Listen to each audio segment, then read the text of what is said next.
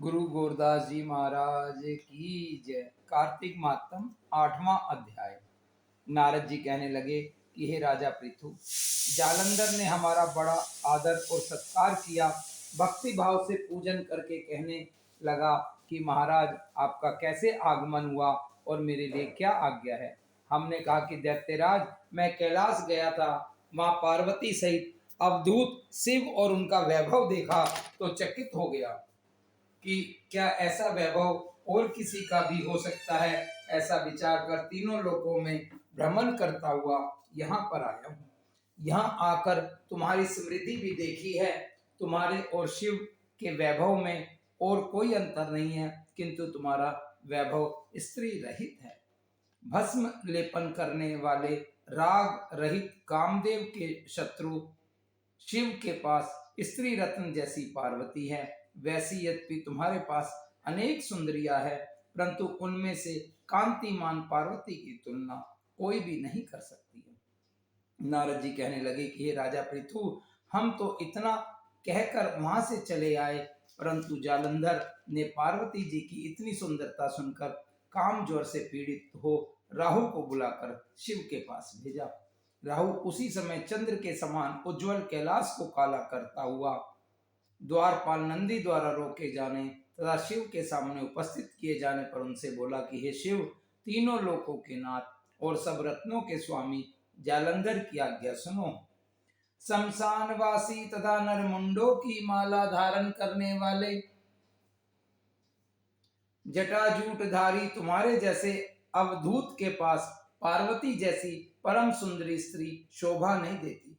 मैं तीनों लोकों का नाथ, सब रत्नों का स्वामी हूँ, क्योंकि पार्वती भी स्त्री रत्न है, अतः वह मेरे साथ ही शोभा दे सकती है। तेरे जैसे भस्म धारण करने वाले योगी के पास नहीं रह सकती। नारद जी कहने लगे कि हे राजा पृथु, राहु के इतना कहते ही श्री शिव जी ने अपनी भ्रुकुटी बाहों में से एक अति भयंकर पुरुष को उत्पन्न किया, जिसका सिंह समान मुख, जलती हुई अग्नि के समान लाल लाल नेत्र और शरीर पर खड़े हुए बड़े बड़े बाल थे। उत्पन्न होते ही जब वह राहु को खाने के लिए आगे बढ़ा तो राहु भयभीत होकर कहने लगा कि हे शिव, मैं ब्राह्मण हूं और दूत भी, अतः तुम मुझको मत मारो। ऐसा कहने पर शिव ने राहु को पकड़कर आकाश में फेंक दिया। तब वह भयंकर पुरुष राहु को छोड़कर शिव के पास आया और कहने लगा कि मैं भूखा हूं, मुझे खाने के लिए कुछ दो। तब शिव जी ने कहने कि तुम अपने हाथ पैरों को खाओ। जब वह हाथ पैरों को खाता हुआ सारे धड़ को खा गया, केवल मुख ही बचा, तब शिव जी ने प्रसन्न होकर कहा, आज से तुम्हारा नाम कीर्ति मुख होगा और तुम हमारे द्वारपाल होंगे। पहले तुम्हारी पूजा होगी, तुम्हारी पूजा बिना हमारी पूजा निष्फल होगी। उधर राहु आकाश में जाकर बर्बर देश में गिरा। राहु की ऐसी दशा सुनकर जालंधर को बड़ा क्रोध आया और वह दैत्यों की 1 करोड़ सेना लेकर अपनी पुरी से बाहर निकला। बाहर निकलते ही सामने एक आंख वाले शुक्राचार्य राहु मिले। इनके अतिरिक्त और भी अनेक अपशकुन हुए, परंतु वह रुका नहीं। जब दैत्य सेना सारे आकाश में छा गई, जब देवताओं ने जालंधर की कैलाश पर चढ़ाई देखी तो छिपकर शिव जी महाराज को खबर दी। श्री शिव जी ने उसी समय विष्णु भगवान का स्मरण किया। स्मरण करते ही भगवान वहां आकर उपस्थित हो गए। तब शिव जी ने कहा कि भगवान, आपने देवताओं को पीड़ा देने वाले इस दैत्य को मारा क्यों नहीं? इतना ही नहीं, आप वहां जाकर उसके घर में विराजमान क्यों हो गए? तब विष्णु कहने लगे कि यह आपके अंश से उत्पन्न हुआ है और लक्ष्मी जी का भाई है, इस कारण हमने इसको नहीं मारा है, यह आपके ही हाथ से मारा जाएगा। तब शिव जी बोले कि वह तेजस्वी दैत्य हमसे ऐसे नहीं मारा जाएगा, आप सब इसको मारने के लिए अपना अपना तेज दीजिए। तब विष्णु सहित सब देवताओं ने अपना अपना तेज दिया। इसके बाद शिव जी ने उस तेज को इकट्ठा करके ज्वाला माली सुदर्शन चक्र बनाया और वज्र बनाकर जालंधर से युद्ध करने को तैयार हुए। शिव जी के भूत गणों की सेना में समस्त देवगण भी आकर सम्मिलित हो गए। उधर कैलाश के निकट जालंधर अपनी सेना लेकर आ पहुंचा। इधर कीर्ति मुख नंदी आदि सब गण और देव सेना भी मैदान में आ डटी।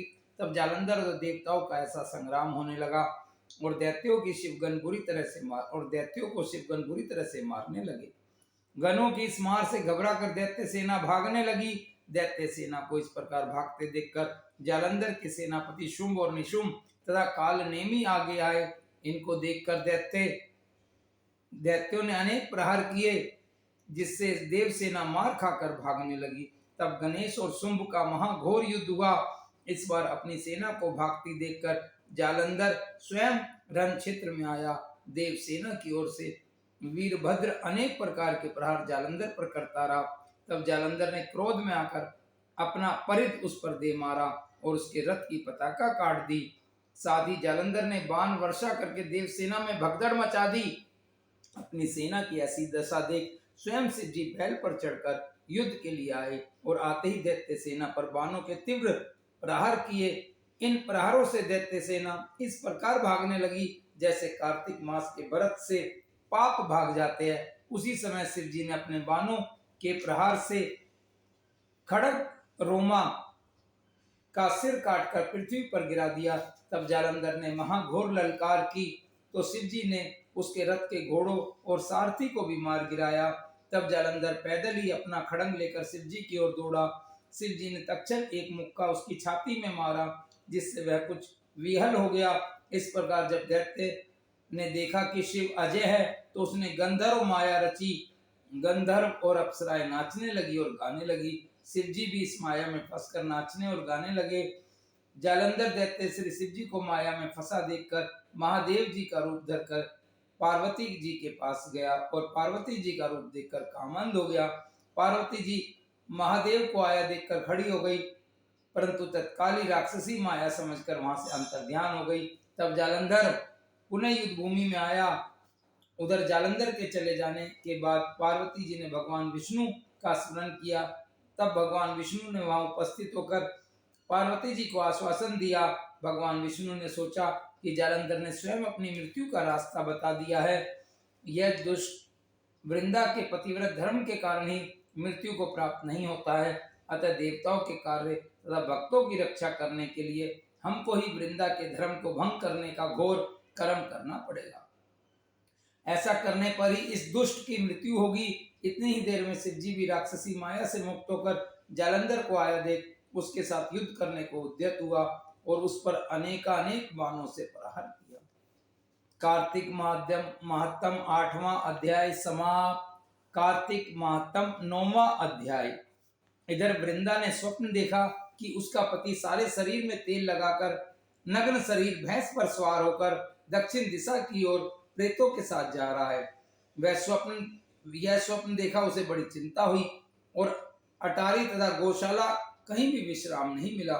तब वह एक वन से दूसरे वन में चली गई। वहां वृंदा ने सिंह जैसे मुख वाले 2 राक्षस देखे। उन्हें देखते ही वह डर के मारे भागी। आगे जाकर उसके शिष्य सहित एक तपस्वी मुनि को देखा और उनसे अपनी रक्षा के लिए कहा। उसकी प्रार्थना पर मुनि ने अपनी एक हुंकार से उन राक्षसों को भगा दिया। तत्पश्चात वृंदा ने मुनि से विनय पूर्वक कहा कि महाराज, मेरे पति जालंधर तथा महादेव जी में घोर युद्ध हो रहा है, उसमें किसकी विजय होगी, कृपा करके बताइए, क्योंकि आप सर्वज्ञ हैं। यह सुनकर मुनि ने ऊपर को देखा। उसी समय 2 बंदरों ने आकर मुनि को प्रणाम किया और मुनि के संकेत पर वे दोनों बंदर वहां से चले गए।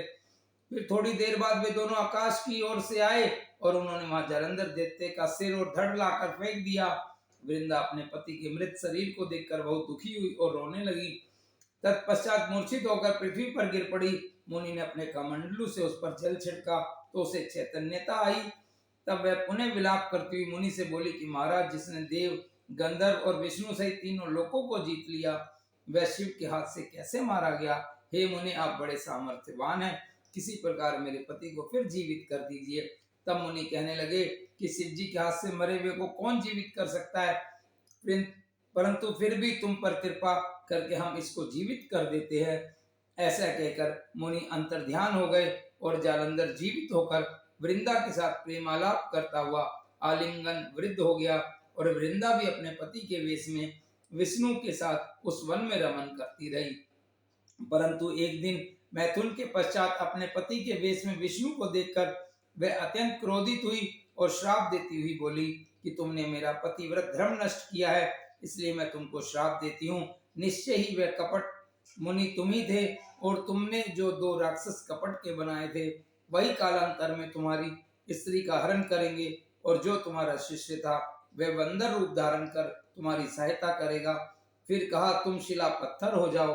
नारद जी कहने लगे कि हे राजा पृथु, भगवान कृष्ण ने देवताओं तथा अपने भक्तों के कार्य के लिए पतिव्रता वृंदा का यद्यपि शील हर लिया, परंतु वे मन ही मन अत्यंत दुखी हुए और बोले कि हे वृंदे, मैंने तुम्हारे श्राप को ग्रहण किया, अतः मैं अवश्य शिला रूप में हो जाऊंगा, परंतु तुम भी वृक्ष रूप होकर मुझको मिलोगी। उसी समय वृंदा अपने पति के चरणों का ध्यान करके विष्णु के मना करने पर भी अग्नि में प्रवेश कर गई। नारद जी कहते हैं कि हे राजा पृथु, इधर शिव जी बड़े भयंकर वेग से राक्षसों को मारने लगे। शिव जी की इस तीक्ष्ण बाण वर्षा के आगे शुंभ और निशुंभ भी न ठहर सके और वह युद्ध से भाग खड़े हुए। तब शिव जी ने उनको श्राप दिया, क्योंकि तुम युद्ध क्षेत्र से भाग गए हो, इसलिए पार्वती के हाथ से मारे जाओगे। इधर जिस समय वृंदा का पतिव्रत धर्म नष्ट हुआ, तभी जालंधर का बल समाप्त हो गया। ठीक इसी समय विष्णु ने अपना सुदर्शन चक्र अपने तेज सहित शिव को दिया।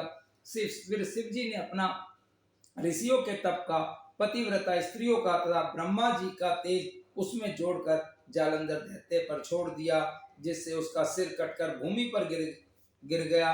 सिर और धड़ अलग होते ही जालंधर का तेज उसके शरीर से निकल श्री शिव जी में, तब वृंदा का तेज श्री पार्वती जी में समा गया। उधर श्री विष्णु वृंदा की चिता में लौटने लगे। तब सब देवताओं ने शिव जी की स्तुति की और कहा कि महाराज, जालंधर को मारकर आपने देवताओं का बड़ा उपकार किया है, परंतु कहीं महान अनर्थ हो रहा है, कृपा करके उसका भी कुछ उपाय कीजिए। भगवान विष्णु वृंदा के पतिव्रत धर्म से मोहित होकर लगातार उसकी चिता भस्म पर लौट रहे हैं और किसी प्रकार का विश्राम नहीं कर रहे हैं। तब शिव जी ने कहा कि हे देवताओं, तब सब भगवान की योग माया की शरण में जाओ, वही सब संकट हरेगी। तब सब देवता योग माया की शरण में जाकर उनकी स्तुति करते हुए बोले, तुम्हारी माया को ब्रह्मादिक देवता भी नहीं जानते हैं, उस देवी को हमारा नमस्कार है। जिसके भक्तगण अनादर तथा मोह को प्राप्त नहीं होते, ऐसी मूल प्रकृति को हमारा नमस्कार है। उस समय देवताओं ने एक तेज देखा और आकाशवाणी सुनी कि गौरी, लक्ष्मी और सरस्वती रजोगुण, सतोगुण और तमोगुण रूप में मैं ही हूँ, वही तीनों तुम्हारा कार्य सिद्ध करेगी। उन देवियों की तुम आराधना करो। फिर उन तीनों देवियों ने प्रकट होकर 3 बीज दिए और कहा कि इन तीनों बीजों को जहाँ पर विष्णु है वहां जाकर बो दो और अपना कार्य सिद्ध करो। देवताओं ने तीनों बीज ले जाकर वहां पर वृंदा की चिता पर भगवान, जहां पर वृंदा की चिता पर भगवान विष्णु लौट रहे थे, जाकर बो दिए। उन तीनों बीजों से 3 वृक्ष उत्पन्न हुए। रजोगुण सरस्वती से आंवला, तमोगुण गौरी से तुलसी, सतोगुण लक्ष्मी से मालती हुई। श्री लक्ष्मी जी ने अपना बीज ईर्ष्या युक्त होकर दिया था, इसलिए मालती भगवान पूजा में निंदित तथा आंवला और तुलसी भगवान को अति प्रिय हुए। इस प्रकार वृंदा ने वृक्ष रूप होकर भगवान शालिग्राम से संयोग किया। इसी कारण कार्तिक के उद्यापन में भगवान की पूजा तुलसी के मूल में होती है। नारद जी कहते हैं कि हे राजा पृथु, जिस घर में तुलसी का वृक्ष होता है उसमें यमदूत कभी नहीं जाते, इसलिए जो तुलसी का वृक्ष घर में लगाते हैं वे यमपुरी नहीं देखते। नर्मदा तथा गंगा का जल और तुलसी का पूजन, यह तीनों कार्य बराबर है। जो मनुष्य तुलसी तथा आंवले की छाया में अपने पितरों का श्राद्ध करता है, उसके पितर मोक्ष को प्राप्त हो जाते हैं। नारद जी कहते हैं कि हे राजा पृथु, तुलसी और आंवले का महत्व ब्रह्मा जी भी कहने में असमर्थ है। जो कोई इस कथा को पढ़ता अथवा सुनता है वह भी मोक्ष को प्राप्त हो जाता है। कार्तिक महत्तम 9वां अध्याय समाप्त। जय गुरुदेव की जय।